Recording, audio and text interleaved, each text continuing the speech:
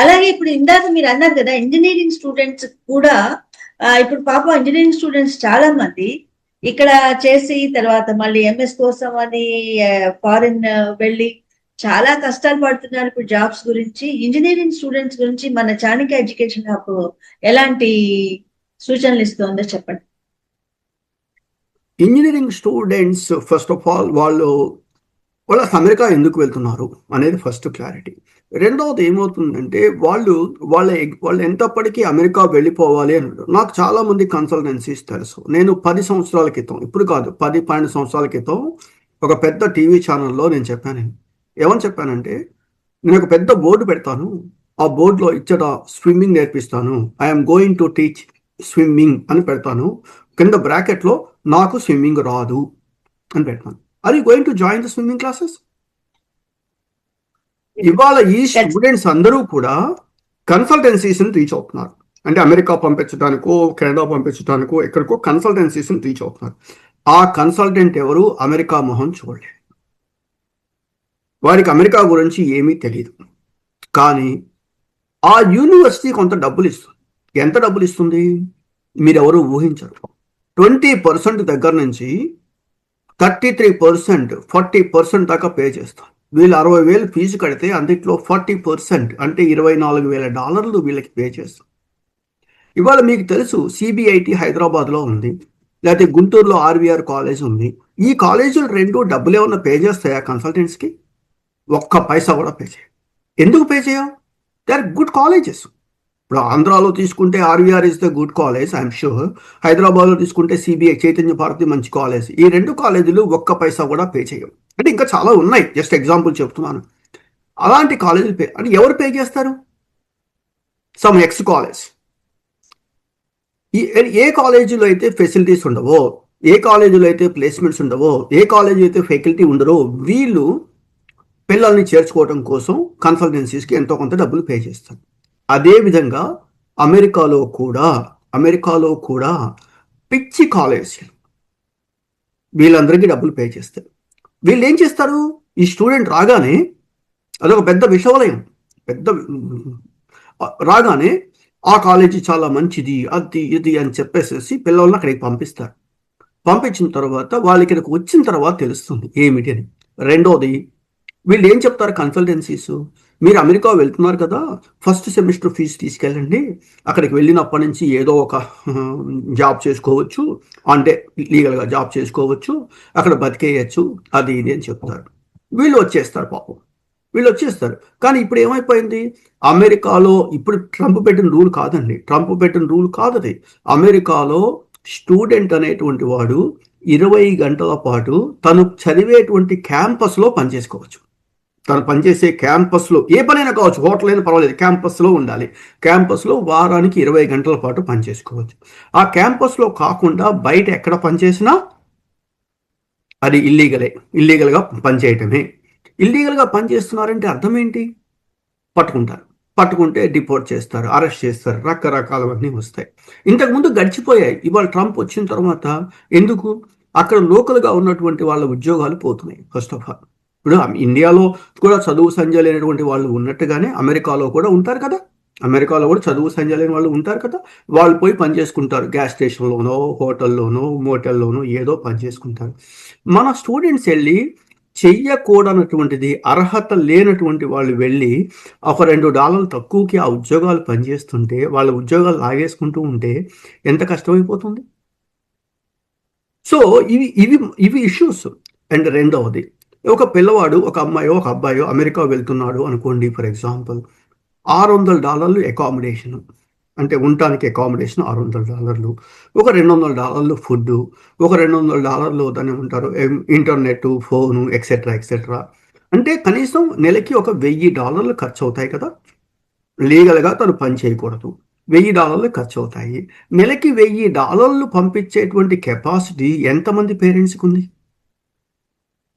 ఒక్కసారి ఆలోచించాలి పేరెంట్స్. నేను నెలకి $1000 పంపిస్తేనే కదా పిల్లవాడు అక్కడ చదివేది అనేది ఒకటి. వీళ్ళంతా ఏంటంటే కంపారిజన్. ఈ 2005-10 తర్వాత వీళ్ళందరూ కూడా ఏంటంటే అమెరికా వచ్చి $1 ఈజ్ ఈక్వల్ టు ₹70, ₹80 కాబట్టి ఏం చేసినా డబ్బులు వస్తాయిలే అనేటువంటి ఒక రాంగ్ కాన్సెప్ట్తో వచ్చేస్తున్నారు. అది కుదరదు. అది ఫస్ట్ స్టెప్. రెండవది, అసలు ఇవాళ ఉన్న పరిస్థితిలో కన్సల్టెన్సీస్ దగ్గరికి ఎందుకు వెళ్ళటం అసలు? Everything is online. Everything is online. ఈ ఆన్లైన్కి వెళ్ళిపోయి ఆ యూనివర్సిటీ సెలెక్ట్ చేసుకోవటం, దానికి సంబంధించినటువంటి ర్యాంకింగ్ లాస్ట్ 5 years నుంచి ఎంతమంది స్టూడెంట్స్ అక్కడ చదివారు, ఎంతమందికి ఉద్యోగాలు వచ్చాయి, ఏమిటి మొత్తం రికార్డ్ అంతా ఉంది కదా. ఆ రికార్డ్ చూసుకొనేసేసి మనం నిర్ణయం తీసుకోవచ్చు. మనం ఆ పని చేస్తున్నామా? చేయట్లేదు. మనం కన్సల్టెన్సీస్కి వెళ్తున్నాం. This is very sorry to say this word. కన్సల్టెన్సీస్కి వెళ్తే వాడు నేను జిఆర్ఈ ట్రైనింగ్ నాకు కావాలి అని వీడు పిల్లవాడు పోయి అడిగితే వాడు ఏం చెప్తున్నాడో తెలుసా? జిఆర్ఈ స్కోర్ ఎంత కావాలి అని అడుగుతున్నాడు. స్కోర్ ఎంత కావాలని అడుగుతున్నాడు. అంటే ఏంటి? వేరే వాడు ఎవరి చేతో ఎగ్జామ్ రాయించేసేసి ఒక ₹50,000 ₹60,000 ఏదో పెట్టేసుకునేసేసి లైక్ వాడు చేయిస్తున్నాడు. ఇది అవసరమా? ఇప్పుడు అలా వెళ్ళిన వాళ్ళు మా ఫ్రెండ్స్ వాళ్ళ డాటర్స్ వెనక్కి వచ్చేసారండి. ఇప్పుడు అదే కష్టంగా ఉంది. స్టూడెంట్స్ వెళ్తే ఉద్యోగాలు వస్తాయో లేదో తెలియట్లేదు. కరెక్ట్. మీకు అంటే మనం అన్ని ఆన్లైన్లో వచ్చేసాయి. మీరున్న ప్లేస్, మీరు హైదరాబాద్లో ఉన్నారు, మీ ఉన్న ప్లేస్కి అతి దగ్గరలో ఒక కన్సల్టెన్సీ దొంగ సర్టిఫికెట్స్ పెట్టేసేసి అమెరికా పంపించేసేసి వాళ్ళు బ్యాక్ వచ్చేసారు. పెద్ద గొడవ అయిపోయింది. పేరు చెప్తే బాగుండదని చెప్పట్లేదు నేను, ఐ నో దట్. సో కాబట్టి ఏమవుతుందంటే ఇవన్నీ కూడా స్టూడెంట్స్కి తెలుసు, పేరెంట్స్కి తెలుసు, అయినా సరే వాళ్ళు పంపిస్తున్నారు. ఇక్కడికి వచ్చి ఎన్ని బాధలు పడుతున్నారు వాళ్ళు ఆలోచించండి ఒకసారి. సో కాబట్టి అమెరికా రావాలి అనేటువంటి పిల్లవాడు అంటే స్టూడెంట్ డే 1 ఇట్ సెల్ఫ్ వాడు కష్టపడాలి. అమెరికాలో స్కిల్ లేకపోతే కష్టము. If you have skill nobody is going to stop you. If you don't have skill nobody is going to help you. ఎవ్వరూ హెల్ప్ చేయరు. ఇప్పుడు ఇంతమంది ఇండియన్స్ సిఇఓలు అయిపోయారు, సిఎక్స్ఓలు అయిపోయారు, లాట్ ఆఫ్ మంచి మంచి పొజిషన్స్కి వెళ్ళిపోయారు. వాళ్ళందరూ కూడా డిగ్రీ నాకు తెలిసినంత వరకు 2000 సంవత్సరానికి ముందే పాస్ అయ్యారు. ఆలోచించండి, 2000 సంవత్సరము లేదా 2005 లోపల ఉన్నటువంటి వాళ్ళ యొక్క క్వాలిటీ ఎడ్యుకేషన్ ఎట్లా ఉంది, 2005-10 తర్వాత వచ్చిన క్వాలిటీ ఎడ్యుకేషన్ ఎట్లా ఉంది. ఎందుకంటే క్వాలిటీ ఎడ్యుకేషన్లో వాళ్ళలో కమిట్మెంట్ ఉంది. అరే మనం ఈ పని చేయాలి, ఇలా చేయాలి అనేటువంటి ఒక కమిట్మెంట్తో వాళ్ళు పనిచేశారు. నేమ్ ఇట్ ఎవ్రీబడి పనిచేశారు. ఇవాళ కమిట్మెంట్తో పనిచేయట్లేదు కదా. అమెరికా వచ్చినటువంటి వాడు వచ్చిన రోజు నుంచి నాకు తెలుసు చాలామంది వచ్చిన రోజు నుంచి రోజుకి $100 సంపాదించాలి, ఎట్లా అయినా సంపాదించాలి అనే ఒకే ఒక సింగిల్ పాయింట్ ఎజెండాతో పనిచేస్తున్నారు. అది కూడా ఏంటి? ఇల్లీగల్గా. లీగల్గా కాదు, ఇల్లీగల్గా పనిచేస్తున్నారు. అది మాత్రం చాలా తప్పు. సో ఇప్పటికైనా ఇంజనీరింగ్ స్టూడెంట్స్ అమెరికా వెళ్ళాలి, అమెరికా కాదు అమెరికా కానీ కెనడా కానీ ఏ దేశమైనా వెళ్ళాలి అనుకునేటట్టయితే కష్టపడండి. ఆస్ట్రేలియాలో మొన్నే యాజిటేషన్ వచ్చేసింది, యాంటీ ఇమిగ్రెంట్స్ వచ్చేసింది. ఐర్లాండ్లో పాపం ఇండియన్స్ని చాలామంది కొట్టారు, మీకు వీడియోలో ఉన్నాయి చూడండి. అమెరికాలో ఒకప్పుడు మేము కనపడితే ఏ మ్యాన్ విత్ గోల్డెన్ హ్యాండ్ అని చెప్పేసి అంత రెస్పెక్ట్ ఇచ్చేవాళ్ళు. ఇవాళ ఆ రెస్పెక్ట్ పోయింది, టోటల్గా పోయింది రెస్పెక్ట్. ఒకప్పుడు ఈవెన్ దో నేను అమెరికన్ సిటిజన్ అయినా కూడా కలర్ చూసేసి ఓ ఇండియనే అనుకుంటారు. సో అది పరిస్థితి అయిపోయింది. సో కాబట్టి మీకు ఫైనల్గా ఒకటే చెప్తున్నాను, 1975 నుంచి అమెరికాకి ఇప్పటికీ కూడా more than 50% of American doctors from Indian origin.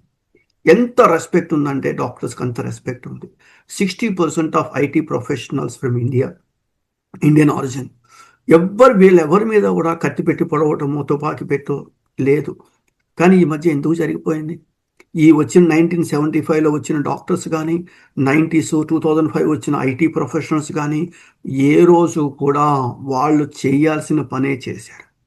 Doctor పనే చేశాడు, ఊబర్ చేయలేదు. ఐటీ వాడు ఐటీ పనే చేస్తాడు, లిఫ్ట్ ఊబర్లు చేయలేదు, మోటల్లో పని చేయలేదు. సో వాళ్ళు ఏ వీసా మీద వచ్చారో ఆ పనే చేశారు. They are happy with that. ఎప్పుడైతే మనం ఒక వీసా మీద వచ్చి ఇంకొక వీసా పని చేయటం అనేది ఎప్పుడైతే స్టార్ట్ చేశారో మన మీద వాల్యూ మొత్తం. దయచేసి పేరెంట్స్ స్టూడెంట్స్ రియలైజ్ అవ్వండి. ఇప్పటికన్నా సరే మనం అమెరికా వెళ్తున్నాం, వెళ్ళండి. America is a great country, no doubt at all. ప్రపంచం మొత్తం ఇంకొక 100 సంవత్సరాలైనా కూడా అమెరికా ఈజ్ నెంబర్ 1 ప్లేస్లోనే ఉంటుంది. ప్రాబబ్లీ నెంబర్ 2లో ఇండియా ఉండొచ్చు 2047కి, ఇప్పుడు కాదు. చాలా మంది అనుకుంటారు ఓ third largest economy, fourth largest. Per capita income ఎంతండి? అమెరికన్ పెర్ క్యాపిటా ఇన్కమ్ ఎంత? ఇండియా పెర్ క్యాపిటా ఇన్కమ్ ఎంత? పెర్ క్యాపిటా ఇన్కమ్ ఇండియాకి వచ్చేసరికి $2,000 కూడా లేదు. లేదు. మరి ఇది ఎప్పటికీ డెవలప్డ్ కంట్రీ అవుతుందో దేవుడికి తెలియాలి. సో కాబట్టి అవన్నీ పక్కన పెట్టేసి America is a great country, no doubt at all. మీరు అమెరికా రావచ్చు, కానీ వచ్చే ముందు గ్రౌండ్ వర్క్ చేయండి, రైట్ అడ్వైస్ తీసుకోండి, అప్పుడు అమెరికా రండి. అంతేగాని కంపేర్ చేసుకొని పిచ్చి కాలేజీలకి దయచేసి ఎవరు రావద్దు. థ్యాంక్స్ అండి, చాలా మంచి విషయాలు చెప్పారు.